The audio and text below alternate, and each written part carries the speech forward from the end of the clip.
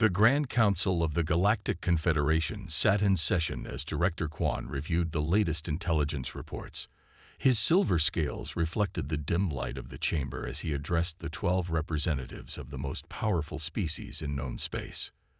These humans, Director Quan said, are emerging from their isolation faster than anticipated.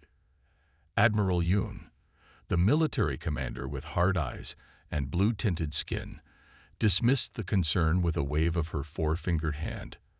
Another primitive species learning to crawl beyond their atmosphere. What threat could they pose? Across the chamber, Representative Tayo, from the Diplomacy Course, studied the holographic display. Their technological progression doesn't follow expected patterns. They've compressed millennia of development into mere centuries. A curiosity, nothing more, Admiral Yoon replied. The meeting adjourned, but that night, long-range sensors detected an anomalous signal approaching Confederation space, a signature unlike anything in their vast databases. Officer Kim sat at the monitoring station when the alert first sounded. The young officer's eyes widened as data scrolled across his screen. He checked the readings twice before calling his superior. "Commander Park," he said, his voice shaking slightly, "you need to see this." Commander Park leaned over the console, her face bathed in blue light. "What am I looking at?" "I don't know. The computer can't identify it. The energy signature is massive, but it doesn't match any known propulsion system." Commander Park's expression hardened. "Contact Director Quan immediately." Within an hour, the emergency chamber of the Galactic Confederation's central hub buzzed with activity. The 12 representatives had been summoned from their sleep cycles, many still adjusting their environmental suits as they took their places around the circular table.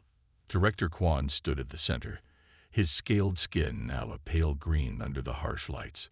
The holographic display above showed a pulsing red dot moving steadily through the star map. "The object entered our detection range 3 hours ago," he explained.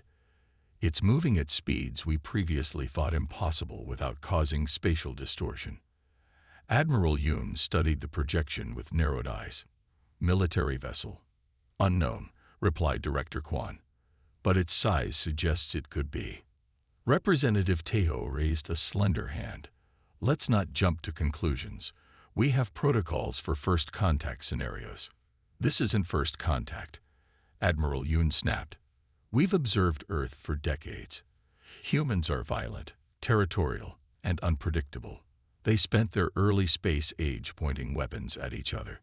A soft voice came from the far side of the table. It belonged to Dr. Lee, the Confederation's chief xenobiologist. Her transparent skin showed the complex network of veins beneath. "That was over a century ago. Their society has evolved." "Not enough," said Admiral Yoon.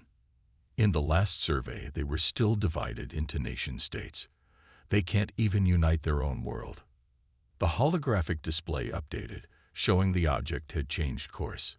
It now headed directly toward Outpost 7, a major trading hub at the edge of Confederation space. "It knows where it's going," Director Quan observed. "This is not random exploration." Representative Tayo stepped closer to the display. "We should send a greeting." "Standard protocols." "We should send warships," interrupted Admiral Yoon. "Whatever this is, it's entering our territory without permission." The room fell quiet as a new alert sounded. Officer Kim's voice came through the communication system. "Director, we're receiving a transmission from the object. It's in perfect standard galactic." The representatives exchanged shocked glances. Standard galactic took most species decades to master. The Confederation had never shared it with Earth. "Put it through," ordered Director Quan. The holographic display shifted to show a message in glowing letters. "Greetings, Galactic Confederation. This is Captain Choi of the Earth vessel Harbinger. We come in peace and request permission to approach Outpost 7 for diplomatic purposes." "Impossible," whispered Admiral Yoon. "They shouldn't know about Outpost 7. They shouldn't even know about us." Representative Taho's eyes lit up. "This changes everything. If they've achieved this level of technology and knowledge, it makes them more dangerous, Admiral Yoon cut in. I want 3 battle groups deployed to Outpost 7 immediately. Director Kwon raised his hand for silence. Let's not be hasty. Dr. Lee, what are your thoughts? The xenobiologist tilted her head. Humans adapt quickly. Their short lifespans push them to innovate faster than most species. Their planet forced them to evolve under harsh, changing conditions. It makes them resilient and unpredictable, added Admiral Yoon. Director Kwon looked at each representative in turn. We need more information before we decide. I propose we send a small diplomatic vessel to meet this harbinger before it reaches Outpost 7. We'll assess their intentions directly. The vote passed, despite Admiral Yoon's objection. As the representatives filed out, Director Kwon pulled Representative Taiho aside. What aren't you telling us? He asked quietly. Representative Taiho's expression remained neutral. I studied human history. They aren't just adaptable. They're survivors. Every time they faced extinction, they emerged stronger. You sound almost admiring. Cautious, Taiho corrected. Their art, their stories. Many focus on scenarios where humans face technologically superior aliens. And in those stories, humans rarely lose. Director Kwon's scales shifted to a darker shade. They're just stories. Perhaps, but it reveals how they think. They've been preparing for this meeting long before they knew we existed. As they spoke, the diplomatic vessel Peaceful Discourse prepared for launch. Its crew, led by Ambassador Ba, had no idea they would be the first to face humanity's arrival on the galactic stage. In the control room, Officer Kim continued tracking the harbinger. Something about its approach bothered him. The trajectory was too perfect, the timing too precise. It was as if the humans had been watching the Confederation for years, learning their patterns, studying their weaknesses. As if they had been planning this moment all along. The vessel emerged at the edge of the Cygnus transit hub, its hull absorbing rather than reflecting light. Nearly 17 kilometers in length, it moved with impossible precision for its mass. The Confederation's defensive fleet scrambled into formation, weapons systems activating. We're receiving a transmission, announced Officer Jia from her monitoring station. The main screen illuminated with the image of a human female. I am Captain Minji of the Terran warship Eclipse. We come in peace and seek to establish diplomatic relations with your Confederation. Later, in the secure chambers of the Central Command, Admiral Yoon paced anxiously. Their ship shouldn't exist. The power requirements alone. Science Director Yun nodded. Their propulsion system utilizes principles we considered purely theoretical. This vessel could destroy our entire defense fleet. But they haven't, noted Representative Taiho. They request diplomatic recognition, not surrender. Yet, whispered Admiral Yoon, they haven't destroyed us yet. The first signs of the ship's arrival came as a strange darkness against the stars. The monitoring stations at Cygnus Transit Hub reported a section of space where the background radiation simply vanished. Then, as if stepping through an invisible door, the massive vessel appeared. Officer Ji's 6 fingers moved quickly across her control panel. Warning signals flashed across every screen in the command center. Sir, the object is. It's bigger than any warship in our records. Commander Han leaned forward, his gray skin paling. Magnify. The screen showed a vessel of startling design. Its black hull seemed to drink in light rather than reflect it. No external engines were visible, yet it moved with perfect control. Most alarming was its size, 17 kilometers from bow to stern, dwarfing the largest Confederation dreadnought. Alert all defense ships, Commander Han ordered. Battle positions. The 12 Confederation warships moved into formation, their weapon systems powering up. Standard protocol demanded a show of strength during first contact with unknown vessels. Officer Ji's console chimed. Sir, we're receiving a transmission. It's using our secure communication channels. Commander Han exchanged worried glances with his second officer. Those channels required encryption codes that took years to develop. Put it on screen. The image of a human female appeared. Her dark hair was pulled back, and she wore a simple dark uniform with minimal markings. Her expression was calm, almost friendly. "I am Captain Minji of the Terran warship Eclipse. We come in peace and seek to establish diplomatic relations with your Confederation. We apologize for any alarm our arrival may have caused." Commander Han struggled to keep his voice steady. "This is Commander Han of the Cygnus Defense Fleet. Your vessel has entered protected space without authorization. State your intentions." Captain Minji smiled slightly. "As I said, Commander, our intentions are peaceful. We bring greetings from Earth and wish to open formal relations with the Galactic Confederation. How did you find us?"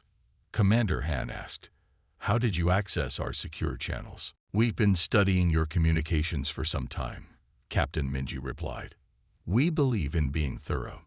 May we request docking permission or a meeting with your diplomatic representatives?" Commander Han's second officer whispered, "Sir, our scanners can't penetrate their hull. We have no idea what weapons they might have." "Maintain position," Commander Han told Captain Minji. "I must consult with Central Command." Within an hour, the highest-ranking officials of the Confederation gathered in the secured chambers of Central Command. The mood was tense as they reviewed the footage of the massive human ship. Admiral Yoon paced the room, her blue skin flushed darker with stress. "This defies everything we know about human technological development. Just 50 years ago, they were using chemical rockets." Science Director Yun, his long fingers tapping a datapad, nodded. "Their propulsion system shows no heat signature. It appears to manipulate space itself rather than pushing against it. We've theorized such technology, but never achieved it." "Could they have stolen the technology?" asked Security Chief Juno. "Perhaps from an unknown species." Director Yun shook his head. "The design is unlike anything in our records, and the power requirements for a ship that size, it would need a miniature star as a power source." Admiral Yoon stopped pacing. "The implications are clear. This vessel could destroy our entire defense fleet. One ship, their first contact with us, and they send a planet killer. But they haven't attacked," noted Representative Toyo. His calm voice contrasted with the tension in the room. "They request diplomatic recognition, not surrender." "Yet," whispered Admiral Yoon, "they haven't destroyed us yet." On the main screen, the Eclipse hung in space, still and silent. Its very presence seemed to bend the light around it. "We need to understand their capabilities," said Science Director Yun. "I request permission to send a science vessel for closer study." Admiral Yoon shook her head firmly. "Too dangerous. For all we know, they could capture our technology." Representative Taiho stood. "We should invite Captain Minji to a neutral meeting, learn their intentions directly, and let them inside our defensive perimeter." Admiral Yoon's voice rose. "Absolutely not." The debate continued for hours. Meanwhile, the Eclipse remained in position, making no threatening moves. Smaller ships from nearby trading posts began gathering at a safe distance, curious about the new arrival. Finally, Director Kwon made his decision. "We will send a small diplomatic party to meet with them, aboard our transport vessel. Admiral Yoon, your ships will maintain defensive positions, but take no aggressive action." As the diplomatic shuttle prepared to depart, Officer Jia received another transmission from the Eclipse. "We understand your caution," Captain Minji said. "To show our good faith, we're powering down our defensive systems and opening our sensor shields. You may scan our vessel freely." The command center erupted in activity as the scans finally penetrated the Eclipse's hull. What they revealed left even the most experienced officers in shock. "Sir," Officer Jia reported, "we're detecting thousands of life signs. Not just humans. There are dozens of different species aboard." Science Director Yun leaned closer to the readings. "Some of these species don't match any in our database." Commander Han looked up at the image of the massive ship. "What exactly have we encountered?" As the diplomatic shuttle approached the Eclipse, Admiral Yoon watched from Central Command, her hand never far from the emergency weapons authorization. "They haven't destroyed us yet," she repeated softly. "But what are they waiting for?" The diplomatic reception hall buzzed with tension as Ambassador Juan presented the Confederation's terms. The document was carefully crafted. Humans would receive observer status only, their movements restricted to designated sectors. Captain Minji smiled politely. "We appreciate your offer, but we're aware of Directive 47B, which guarantees full membership rights to spacefaring civilizations with faster-than-light capabilities." Ambassador Juan's composure slipped. Directive 47B was classified at the highest levels. "We've also taken the liberty," Captain Minji continued, "of sharing our technological innovations with the Rigelian and Ta collective representatives. They found our approach to quantum shielding particularly fascinating." The room fell silent. The Rigelians and Ta had long been subjugated by Confederation policies. That evening, Admiral Yoon confronted the Security Council. "They're dividing us, offering technology to our vassals." Science Director Yun spoke softly. "Perhaps we should consider that humans don't think like us. Their history is one of rapid adaptation.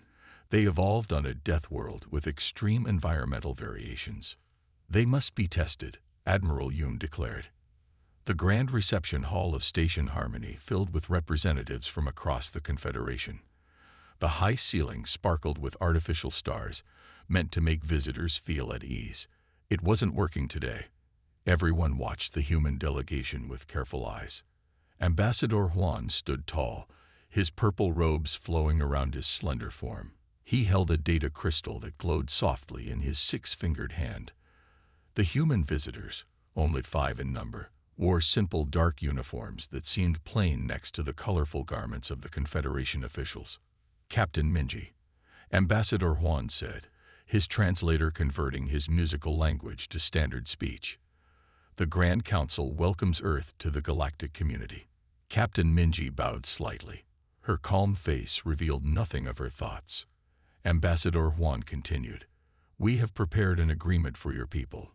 He handed the crystal to an aide who passed it to Captain Minji. "As newcomers to space, humans will receive observer status.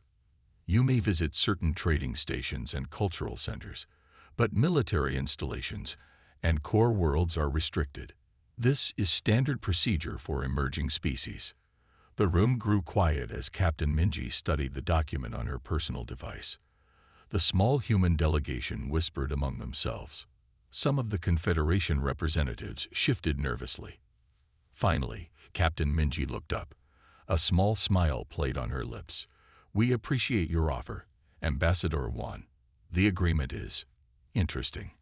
However, we're aware of Directive 47B, which guarantees full membership rights to spacefaring civilizations with faster-than-light capabilities." A wave of shocked murmurs swept the hall. Ambassador Juan's smooth skin wrinkled around his eyes. His voice faltered. I'm not familiar with this directive." "That's strange," Captain Minji said. "It was passed by the Council of Elders 200 years ago.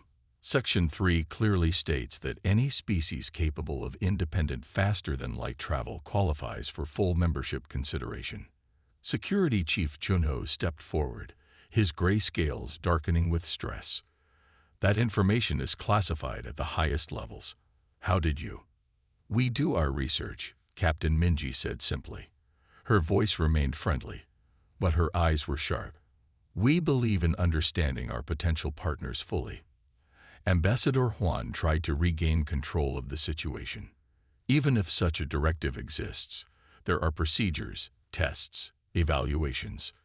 We've also taken the liberty," Captain Minji continued as if he hadn't spoken, "of sharing our technological innovations with the Rigelian and Ta collective representatives. They found our approach to quantum shielding particularly fascinating." The room fell completely silent. Eyes turned to the far corner where the Rigelian and Ta representatives stood. Usually ignored at such gatherings, they now found themselves the center of attention. The Rigelian representative, a small reptilian being, straightened his shoulders and nodded slightly. An aide whispered urgently to Ambassador Juan. The Rigelians and Ta had been effectively under Confederation control for centuries, classified as protected species, but treated more like servants. The idea that humans had shared advanced technology with them was disturbing to the ruling species. "This meeting is adjourned," Ambassador Juan announced suddenly.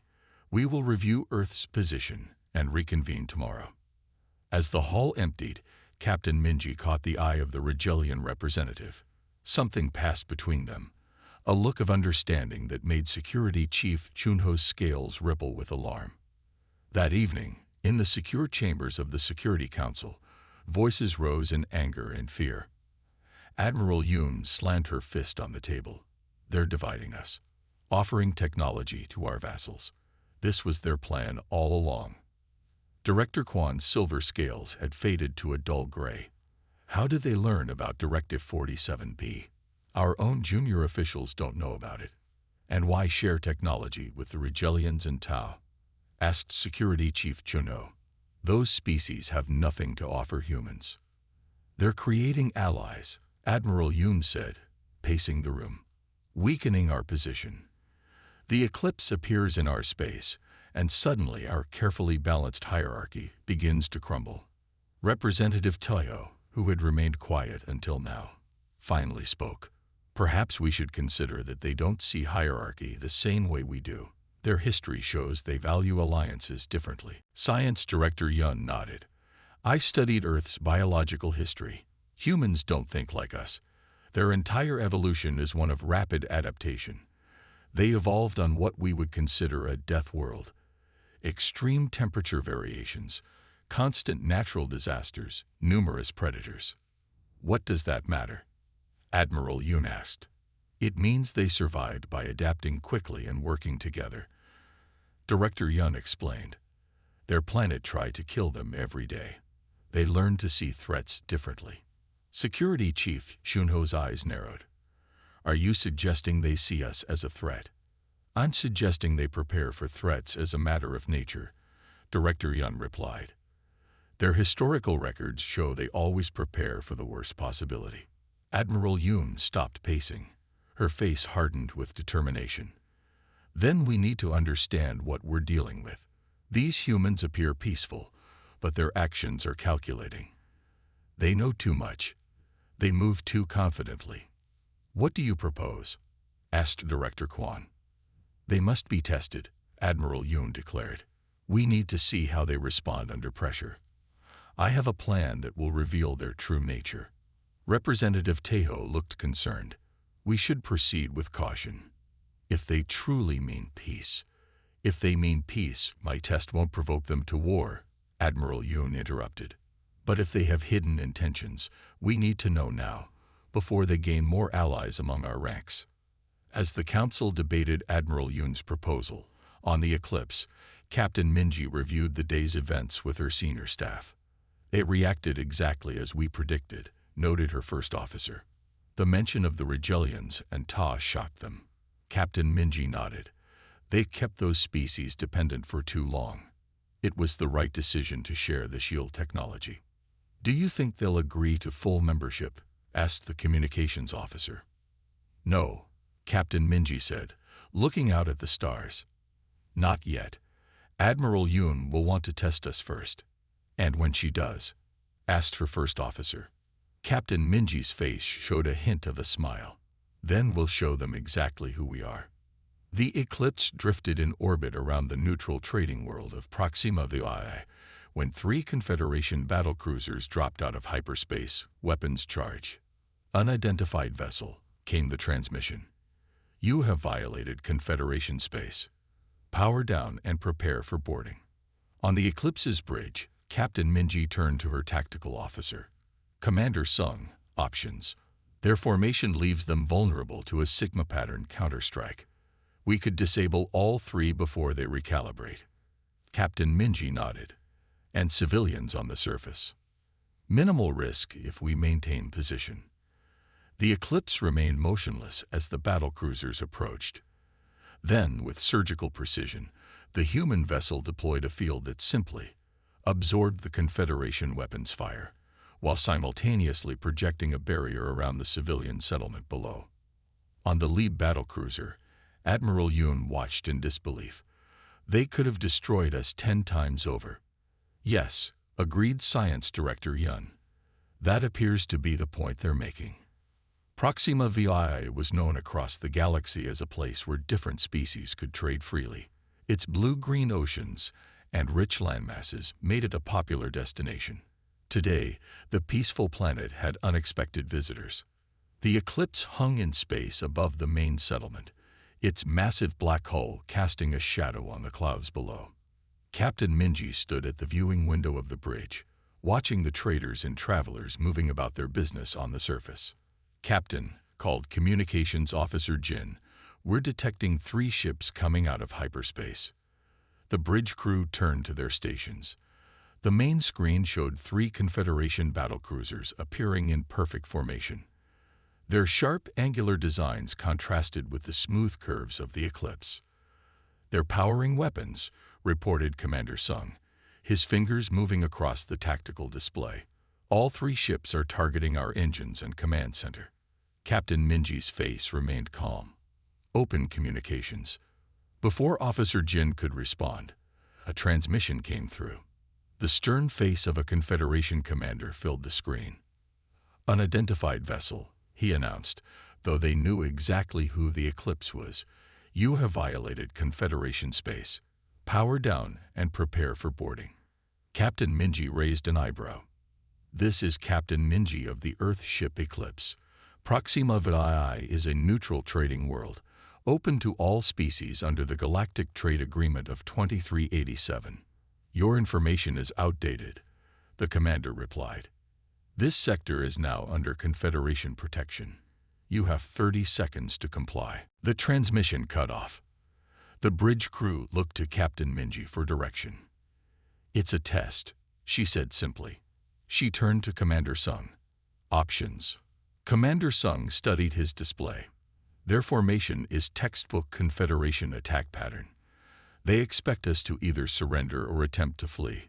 He highlighted points on the screen. "Their formation leaves them vulnerable to a Sigma pattern counterstrike. We could disable all 3 before they recalibrate." "And what about civilians on the surface?" Captain Minji asked. Commander Sung checked another display. "The settlement has 50,000 beings from 27 species. If we maintain our current position, any exchange of fire would pose minimal risk to them." Captain Minji nodded, then looked at the other officers. "Opinions?" Officer Jin spoke first. "This is clearly Admiral Yoon's work. She wants to see how we react under pressure." "Agreed," said First Officer Park. "If we run, we look weak. If we fight, we confirm their fears about human aggression." "So we do neither," Captain Minji decided. "Defensive protocols only. Protect the settlement first. Our ship second." The crew moved with practiced efficiency. On the main screen, the 3 battlecruisers spread out, surrounding the Eclipse. 20 seconds until they fire," reported Commander Sung. Captain Minji took her seat in the command chair. "Deploy the absorption field and extend a protective barrier over the main settlement." "That will reduce our own protection by 30%, warned Commander Sung. "Do it anyway," Captain Minji ordered. The Eclipse remained perfectly still as the battlecruisers closed in. Their weapons glowed with building energy. "They're firing," announced Commander Sung. Brilliant beams of energy shot from all 3 ships, converging on the Eclipse. But instead of the expected explosions, the energy seemed to bend and flow around the human vessel, drawn into invisible patterns that pulsed briefly before fading. Below, a soft blue dome appeared over the settlement, shimmering in the planet's sunlight. On the bridge of the lead battlecruiser, Admiral Yoon stood rigid with shock. Beside her, Science Director Yun studied the readings with wide eyes. "Impossible," muttered a weapons officer.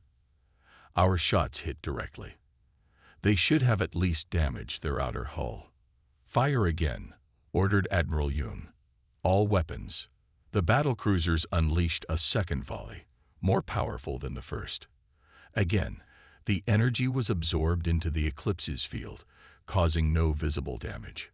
"Our weapons are having no effect," reported the tactical officer. "And our sensors show they've extended some kind of protective field over the settlement." "They're protecting the civilians from our attack?" asked the junior officer, confusion clear in his voice. Admiral Yoon's face darkened. They knew this was coming. They prepared for it. Science Director Yun studied the data on his screen. "Admiral, the energy readings from their defensive system are remarkable. They're not just blocking our weapons fire.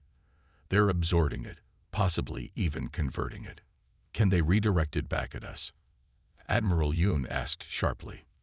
"They could," Director Yun said, "but they're not. They're just containing it." He looked up at Admiral Yoon. "They could have destroyed all 3 of our ships by now." Admiral Yoon stared at the massive black ship on the screen. "They could have destroyed us 10 times over." "Yes," agreed Science Director Yun. "That appears to be the point they're making." A communication request came through from the Eclipse. With reluctance, Admiral Yoon accepted it. Captain Minji's face appeared on screen. She didn't look angry. If anything, she looked slightly disappointed. "Admiral Yoon," she said, "I understand you felt the need to test our capabilities and intentions. I hope we've provided sufficient data." Admiral Yoon struggled to maintain her composure. "You knew this was a test." "Of course," Captain Minji replied. "Your tactical patterns are well documented in your military archives, which you should not have access to," Admiral Yoon said through clenched teeth. Captain Minji continued as if she hadn't heard. "We've taken no offensive action against your ships. We've protected the civilian population you put at risk. We would welcome the opportunity to demonstrate that humans can be valuable allies rather than enemies to be tested." The bridge of the battlecruiser fell silent. Admiral Yoon realized that every officer was watching her, waiting for her response. "Stand down weapons," she ordered finally. "Return to Formation Alpha." As the battlecruisers pulled back, Science Director Yun moved closer to Admiral Yoon. "What do we do now?" he asked quietly. Admiral Yoon watched the eclipse, its hull still absorbing, rather than reflecting the light of the nearby star. "Now," she said, "we reconsider everything we thought we knew about humans." The Grand Council chamber had never been so full. Representatives from 27 civilizations attended the historic session. Ambassador Dai of Earth stood before them, his expression serene. The eclipse was never intended as a threat, but as a demonstration. Humanity learned long ago that true strength lies not in destruction, but in protection. He gestured, and holographic displays appeared before each council member. "These are technical specifications for medical nanites capable of curing the blight affecting the Rigelian colonies, agricultural methods to end the famine in the Ta systems, and clean energy solutions for world suffering industrial pollution." Admiral Yoon rose from her seat. "And what do humans want in return?" "Partnership," Ambassador Day replied. "We've struggled through our own dark ages. We've faced extinction multiple times. We've learned that diversity, of thought, of biology, of approach, is our greatest strength. The galaxy is vast, and the challenges it presents are best met together."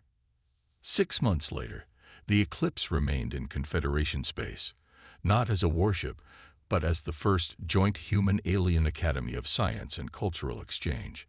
Captain Minji, now director of the Academy, watched alien and human students collaborating in the main laboratory. "They feared us," she remarked to Commander Sung. "Fear can be the beginning of respect," he replied. "And respect, the foundation of friendship." Outside the viewport, the stars no longer seemed cold and distant, but full of possibility. The Grand Council chamber sparkled with light from 1,000 floating crystals. Never before had so many species gathered in one place. The air hummed with translation devices as representatives from 27 civilizations whispered among themselves. Some came from worlds that had never sent delegates to the Confederation before. In the center of the circular room stood Ambassador Dai of Earth. His simple dark uniform stood out among the colorful robes and environmental suits of the alien representatives. Behind him, Captain Minji and Commander Sung waited silently. Director Quan called for quiet. His silver scales caught the light as he moved. This special session will now begin. Ambassador Dai of Earth has requested to address the full council. Ambassador Dai stepped forward. His voice was calm but carried throughout the chamber. Thank you for gathering today. Many of you have questions about Earth's intentions. Some fear us. Others wonder what we want. He paused, looking at the faces around him. I understand these concerns. When the eclipse arrived, its size and power caused alarm. A murmur passed through the crowd. On many worlds, stories of the massive human warship had spread quickly. But the eclipse was never intended as a threat. Ambassador Da continued. It was a demonstration. Humanity learned long ago that true strength lies not in destruction but in protection. He raised his hand, and suddenly holographic displays appeared in front of each council member. The room filled with soft blue light as complex diagrams and data streams floated before every representative. These are not weapons, Ambassador Day explained. These are technical specifications for medical nanites capable of curing the blight affecting the Rigelian colonies. The small Rigelian representative leaned forward, his scaled fingers touching the display with wonder. The blight had killed millions of his people over the past decade. Here are agricultural methods to end the famine in the Ta systems, Ambassador Da continued. The Ta representative, her translucent skin showing the rapid beating of her 3 hearts, studied the information with wide eyes. And these are clean energy solutions for worlds suffering from industrial pollution. Representatives from a dozen worlds began talking excitedly. Their planets had been slowly dying from toxic air and water. Why would humans share this technology? The question came from Admiral Yoon. She rose from her seat, her blue skin dark with emotion. What do you want in return? The room grew quiet. This was the question on everyone's mind. Ambassador Da smiled. Partnership. He walked slowly around the inner circle, making eye contact with different representatives. Humans have not always been peaceful. We've struggled through our own dark ages. We've faced extinction multiple times. Our history is filled with war and suffering. He stopped walking. But we survived. And we learned that diversity, of thought, of biology, of approach, is our greatest strength. The galaxy is vast, and the challenges it presents are best met together. Science Director Yun stood next. These technologies are centuries beyond what we believed humans capable of. Why reveal them now? Why not keep your advantages secret? Because secrets build walls, Ambassador Day replied. And walls eventually fall. Earth doesn't seek to rule the galaxy. We seek to help it grow. Representative Tayo, who had remained quiet until now, asked the final question. How can we trust that these are not tricks? That you won't use our dependence against us later? Captain Minji stepped forward at this point. The eclipse will remain in Confederation space as a gesture of good faith, but not as a warship. We propose converting it into a center for learning and exchange, a place where all species can work together. The debate lasted for days. Some species embraced the human proposals immediately. Others remained suspicious. But in the end, the Council voted to accept Earth as a full member of the Confederation, with special status as a technology-sharing partner. 6 months later, the eclipse floated in orbit around Proxima Vitae. Its massive hull had been transformed. Gardens grew in spaces once meant for weapons. Laboratories replaced ammunition stores. The great warship had become the first joint human-alien academy of science and cultural exchange. In the main observation deck, Captain Minji, now Director Minji of the Academy, watched students from a dozen worlds working together in the main laboratory below. Humans worked side by side with aliens, sharing knowledge and building new technologies together. Commander Sung joined her at the window. The first graduating class leaves next week. They'll take what they've learned back to their home worlds. Minji nodded. I received a message from Admiral Yoon today. She's sending her daughter to the next session. Admiral Yoon. Some looked surprised. I thought she would be the last to trust us. Things change, Minji said. They feared us when we arrived. Fear can be the beginning of respect. Sun replied, watching a human student help a young Regelian with an experiment. And respect, the foundation of friendship. Minji smiled. Outside the viewport, the stars filled the blackness of space. They no longer seemed cold and distant, but full of possibility. Below them, Proxima VI turned slowly, its blue-green surface catching the light of its sun. Already, the world had become a center for trade and diplomacy, unlike anything the galaxy had seen before. The day humanity's warship arrived, fear had taken hold of the stars.